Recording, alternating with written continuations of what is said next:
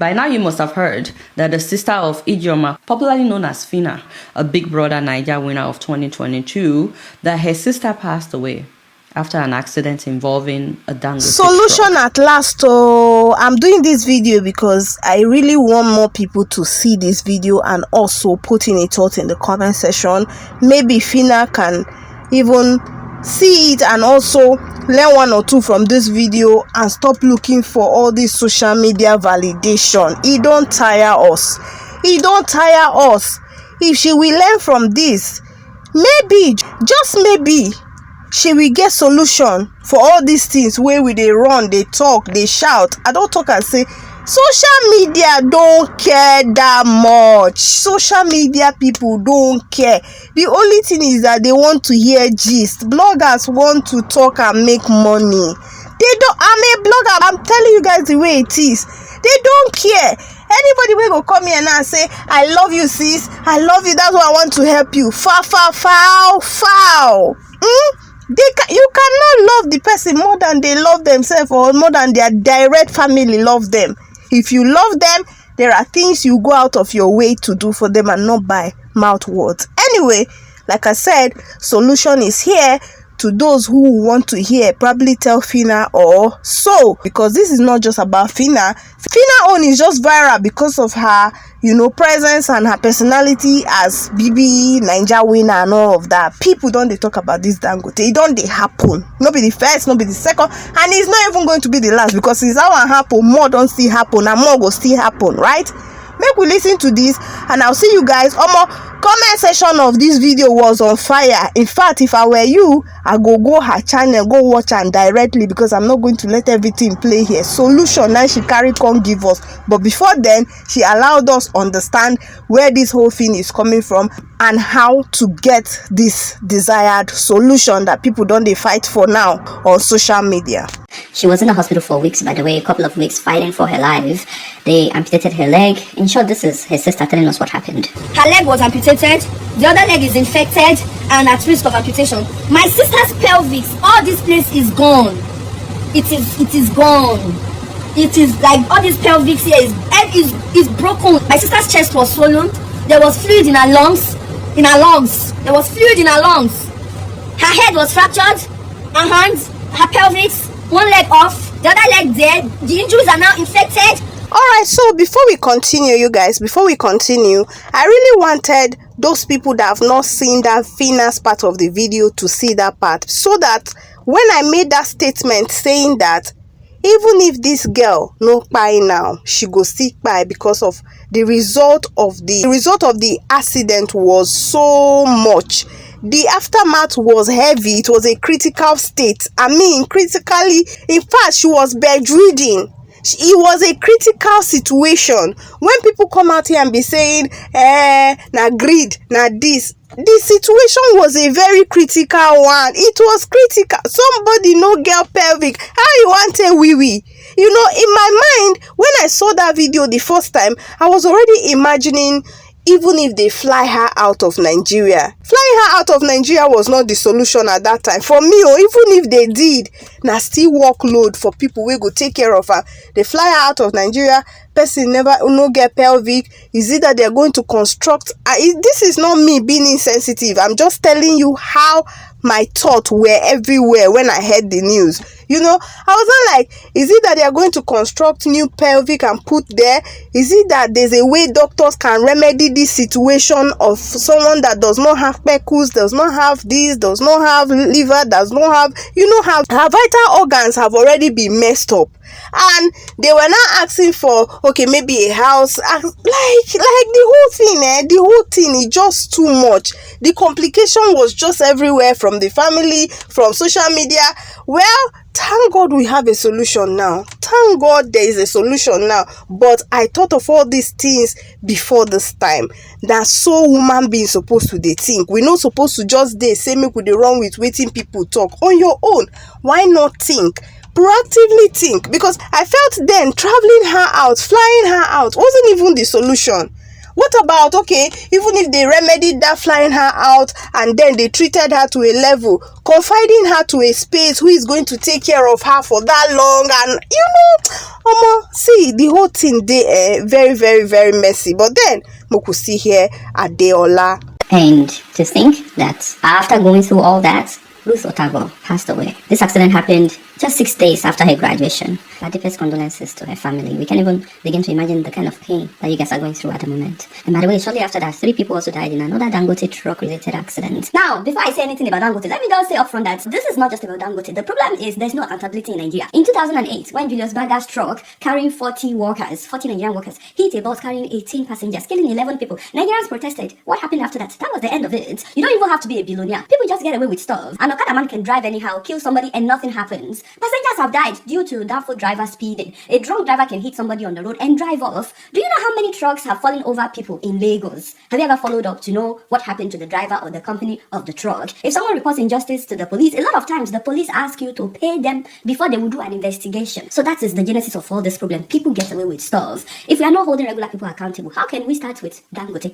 In fact, social media is now holding people accountable more than the police. This thing has been happening for way too long. I mean, it's hard to find the exact number of Dangote truck-related accidents. Some are reporting 377 accidents just between 2019 and now. Others say that it's been about 2,500 in the last 10 years. And by the way, it's not just road accidents that we're talking about. You may be in your home or in your shop near the road and still be a victim. In 2021, a Dangote truck carrying cement had brake failure and ran into shops near the road, killing 8 people who were minding their businesses. Now, the things that I'm about to talk about are things that we can easily implement as a country in order to stop these senseless deaths. They are not just for Dangote, by the way. It's for everybody that is driving on the road. And the very last point that I will give in this video is the most important one. If you want, you can fast forward, but make sure that you watch the very last point. Number 1, we don't enforce vehicle inspection in Nigeria, and we have to. In every developing country, vehicle inspection is a big deal. You cannot miss it. And if you don't comply, you will get fined. It doesn't matter whose car it is or whose truck it is. If you have anybody living abroad, they will tell you they have to do their inspection every year. The question is, when people don't do inspections, is there any repercussion for not doing inspections? Because guess what? For every one Dangote truck that is poorly maintained,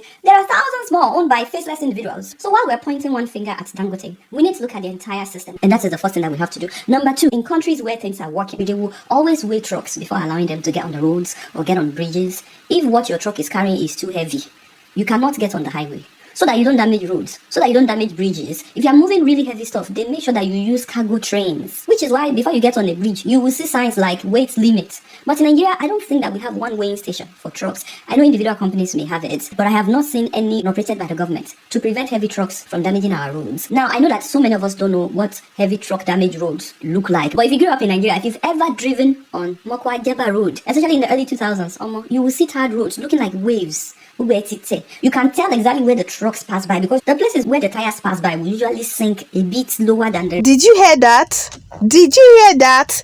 When she said this issue is more than Dangote, it means say the matter still far. It means say the matter still far. Social media have been given to us for educational purposes, but no, what do we rather do with it? Fight for faves, fans, commenters. In fact, people that will be with us. If we want to throw shade, make we be saying that we be strong man, and then people are following us. I'm the number one. I'm the only one that's supposed to be heard. People should see. Hey.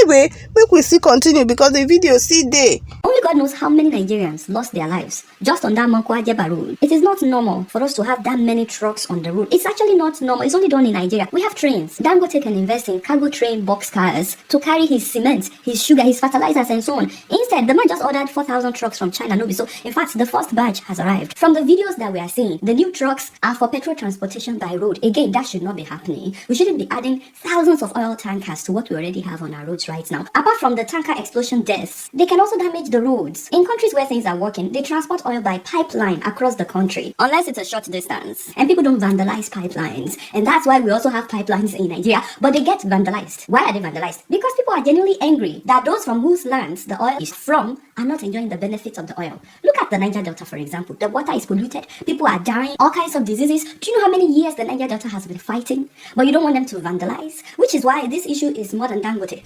If you actually live in Nigeria, you will know that what she's saying is very true. There are times that you're literally on your lane, and then the people that are facing you, these big trucks, they want you to actually leave your road because they are trying to dodge pothole. It's sad. It sounds funny, but it's not funny. It's sad. It's a sad situation. I hope that they actually learn from all of these things and begin to implement all of these things that are being dished out. Intentionally refuse to develop some regions of the country. And speaking of trains, it's not everywhere. So the train doesn't get everywhere. If trains don't get everywhere, how can he use train to transport his goods? So we have to start implementing weighing trucks. Nobody's even talking about that right now. But believe it or not, these truck drivers are not just taking lives. They're destroying our roads, and that increases the rate at which accidents happen. Now, the next thing that we must do is we have to fix our roads. You know, every time I'm traveling on the road in Nigeria, especially if I'm in the east, guys, I get so much closer to God. No, I'm saying, hey, this is not a laughing matter. Guys, I pray like I have not prayed in a long time. The roads are terrible. Every driver is trying to avoid potholes, and sometimes this means switching to the other lane. I have been in situations multiple times where an oncoming vehicle is literally facing our own vehicle just to avoid potholes, and you are praying that God let them be able to get back on their lane before they hit us. Head-on collisions happen a lot because drivers are trying to avoid potholes. Now imagine a trailer, a semi-truck, switching to your own lane just to avoid potholes. That thing is like facing death. You will start speaking in tongues. There have been times that we would have to get off the road for the trailer to pass on our own lane because some of these truck drivers, they don't care. If you've ever experienced such, let me know. So it's not just the reckless drivers that are killing people. Every official that has failed to do what they were given money to do, every official that embezzled money meant to fix our roads, they have a lot of blood in their hands. And then the next thing that I have on my list, I've heard that somehow some people are able to get their driver's license without taking a driving test. Listen, child, how? By the way, if you're watching this and you did not do a driving test before getting your driver's license, let me know in the comments section. She actually asked this question in a funny way, but it's a very serious matter. It's a very serious matter in Nigeria. Very, very serious, because we have seen situations where people from their homes, they call for driver's license, no proper training, no proper guidance, because somebody took them to the roadside twice, 3 times, and they can drive, and that's that. And man, these things should be monitored.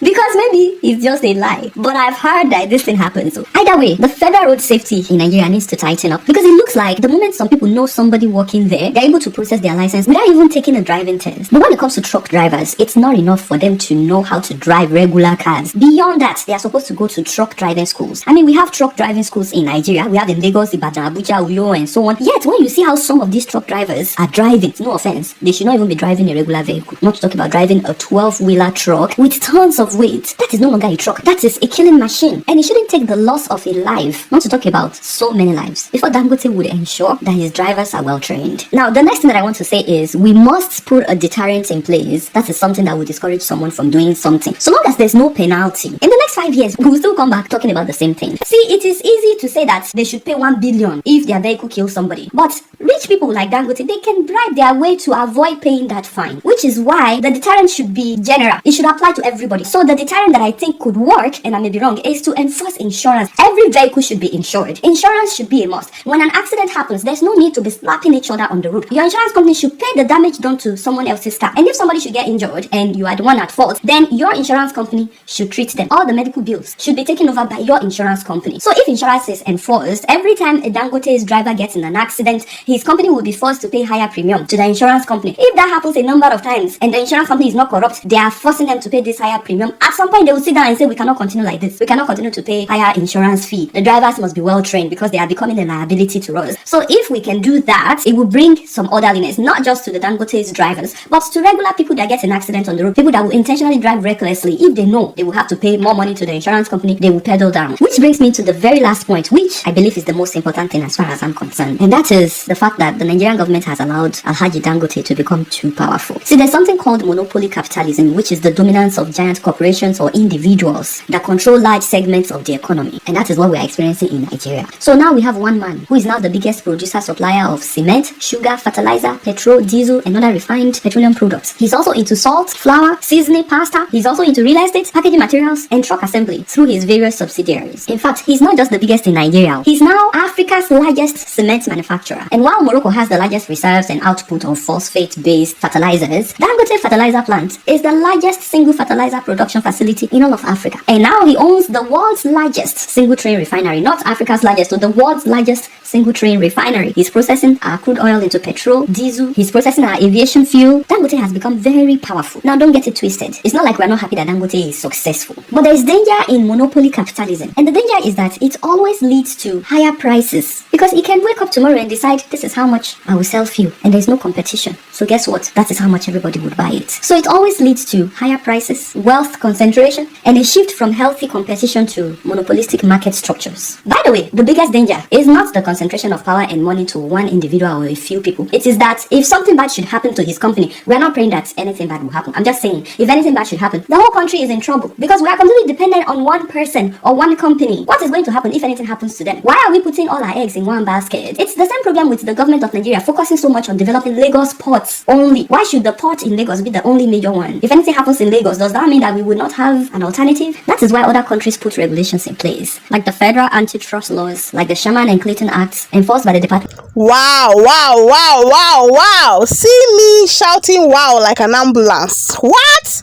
This is a lot of information. This is a lot of information. And for me, this is what social media should be about.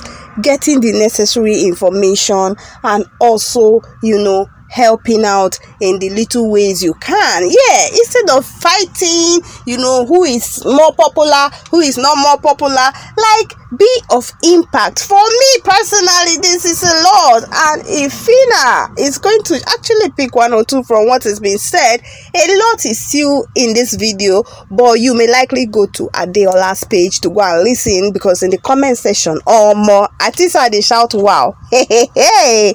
Come and see comment. Oh, let me take a few of these comments, then I'll see you in another video. Let's see these comments. Nigeria is busy building strong men instead of building strong institution. Another person said, Adeola, my husband and at least 9 other people were they were killed when a Dangote truck lost control and crushed their car and others along Benengwari Kaduna Road 25 years ago. Wow. There was never any acknowledgement, apology, sympathy, or anything from the company. What? My husband left a 22-month-old baby boy and an unborn daughter. My kids are all grown up now. When my late father tried to make a case with them, Niger happened. So we had to drop the case. The Lord will judge. Oh my God, this is sad. This is actually very sad. This is so sad. When people tell you the Lord will judge, just know that he has started already. Another person said, this is true journalism, educational, informative, investigative. This is also patriotism at its best. Let me know if you think so or agree with the brother that's posted this. Another person said, Dangote's truck crushed my niece to buy 4 years ago here in Cameroon. She was a second-year student in university and a vibrant young woman with dreams ahead of her. They took her from us in her prime. No one from that company as much as cared to turn up or send, oh my God, condolence message to my family. This company keeps sending people of all age to their early graves in Cameroon here, even as I write. My God. If Dangote does this, the authorities have their lips well oiled and they will keep looking the other way. Another person, Adeola, thank you for bringing this awareness to our leaders and general public. Thank you, Adeola. Another person said, great analysis, Adeola. God bless you beyond all measure for speaking truth to power. Another person said, this presentation is so articulated, put together, that should be escalated to higher level. Let's all keep sharing until the powers that be here. Hey, who can tell you say powers that be never hear this one, baby boy?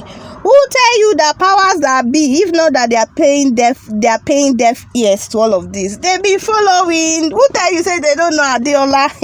Nigeria, my country.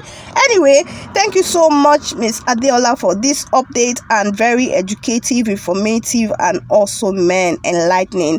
Thank you so much. Hope you have learned one or two. Like I said, if you want more, go to her page. It's there on her page on IG. It's also there on her page on YouTube. So I didn't play everything, but it's so super loaded. All right. Thank you so much, and I'll see you in another one if you have watched up to this time. Bye for now. Let me know your thoughts. Don't forget to put in your thoughts in the comment section. Do you think Phyna, with all of this analysis, with all of this complaint, do you think Phyna headed for 1 billion like claimed as we heard from BDM? Do you think 1 billion is going to solve this problem?